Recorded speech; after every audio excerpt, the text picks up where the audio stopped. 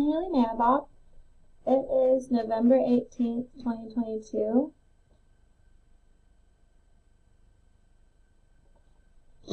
And I chose to do my presentation on feedback loops in the non-gravid female reproductive system, or basically the non-pregnant female reproductive system. So I just wanted to start off with just some overarching anatomy that's going to be involved with the reproductive system. The main two locations that the menstrual cycle is involved in is in the ovaries and the uterus. The fallopian tubes are also involved, but not as much as the other two.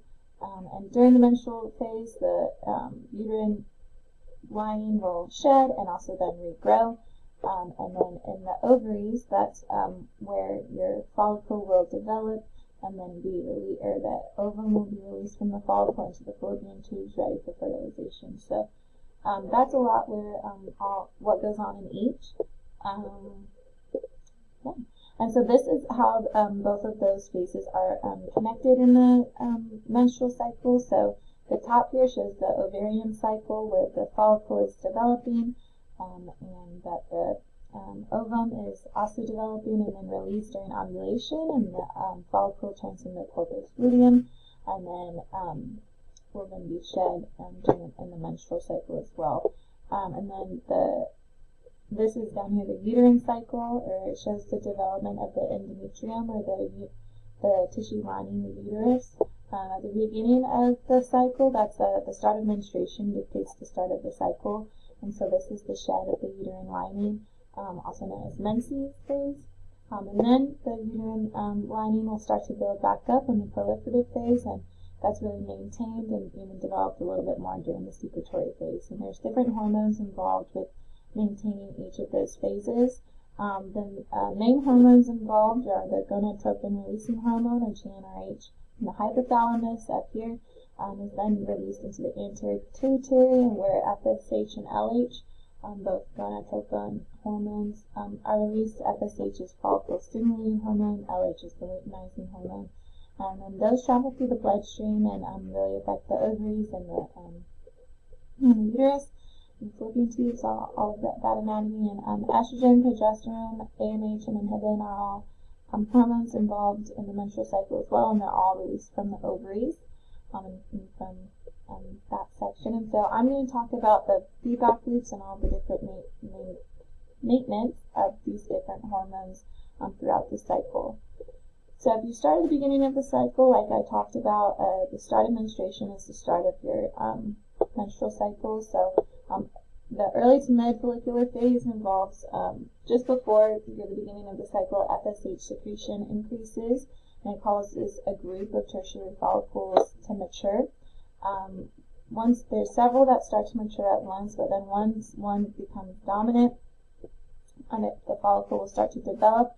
The granulosa cells will develop as well as the thecal cells, and the granulosa cells secrete two really important hormones. It secretes estrogen, which goes back and acts as a positive feedback loop on itself, so that the granulosa cells secrete more and more estrogen.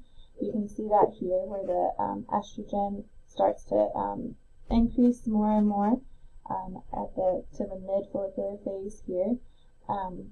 Estrogen is really peaking, and it goes back and inhibits the gonadotropin-releasing hormone, as well as the release of FSH and LH. So you can see that those levels start to decline here.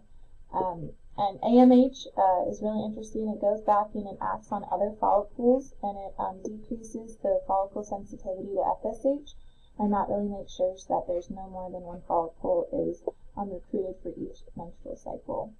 So now this follicle basically is the dominant follicle that will be involved in the rest of the steps. So that's all the feedback loops involved here. And it also shows here increased estrogen levels causes proliferation of the endometrium. So basically that the building of the uterine lining is really caused by the increased levels of estrogen. And so then we get into the late follicular phase and ovulation, which is shown in green here in the middle of the picture. And what's really interesting to me, basically the follicle will continue to release estrogen, so estrogen levels continue to have that positive feedback loop. So the more estrogen that's secreted, the more it is produced, and it just has a positive feedback. But then estrogen somehow switches to a positive feedback loop on the gonadotropin-releasing hormone in the hypothalamus. So it causes pre-ovulatory GnRH to surge. And also in this late follicular phase and ovulation, progesterone levels and inhibin are starting to also be produced. So the increased levels of estrogen, progesterone, and the now positive feedback loop on GnRH basically cause basically a surge of events to lead to the LH surge. So inhibin is starting to be released from granulosa cells, so that maintains a lower amount of FSH.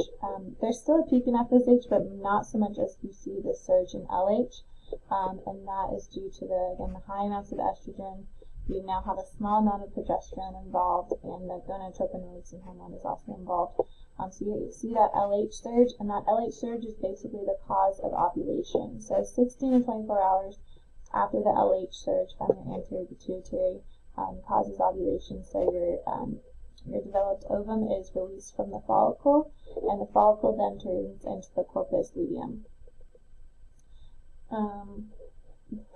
After the LH surge, you have your first meiotic division, and the follicle grows to its greatest size. So it's fully developed, it's ready to release the ovum. At ovulation, it does that, and it becomes the corpus luteum.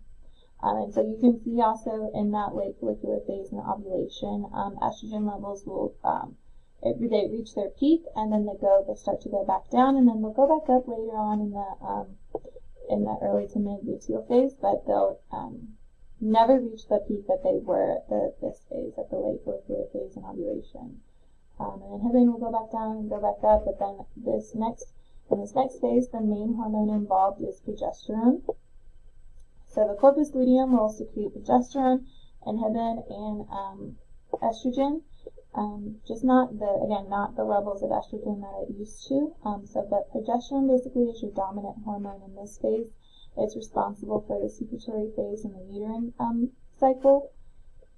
And all three of these hormones, estrogen, progesterone, and inhibin, will go back and have a negative feedback loop on gonadotropin-releasing hormone and the gonadotropin hormones, the FSH and LH. So basically preventing any other follicles from developing.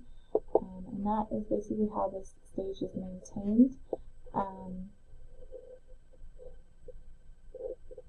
So then after, so this stage will happen for about 12 days, and then after 12 days, the corpus luteum has basically an intrinsic lifespan, where once it reaches that 12 days, and it doesn't become fertilized, so there's no fertilization of the egg, it will spontaneously reach apoptosis and degenerate and die.